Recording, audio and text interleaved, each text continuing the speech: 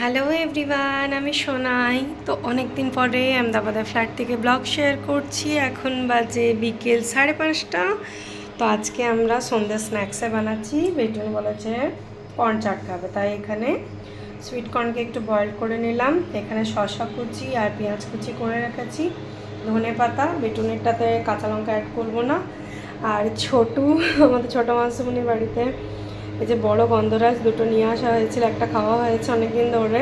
তারপরে এটা কাটলাম, সঙ্গে একটু কাগজি লেবু দেবো, সেই সঙ্গে এই চাট মশলা ক্যাচে আর এই যে ব্ল্যাক সল্ট অ্যাড করব, আর এখানে গোলমরিচের গুঁড়ো। তো এগুলোকে আমি এই রেডি করে নিচ্ছি। বেশ টেস্টি হবে মনে হচ্ছে।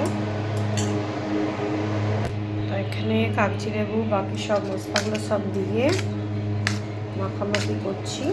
লাস্টে কাঁচা লঙ্কাটা অ্যাড করব। এই সরি মিঠুন, কেমন হয়েছে কনসার্ট? ভালো লাগে। আমরা একটু অনেক ছোট বাটিতে নিয়ে ফেলেছি, অনেকটা খেয়ে ফেলেছি। তা কেমন হয়েছে? দারুণ।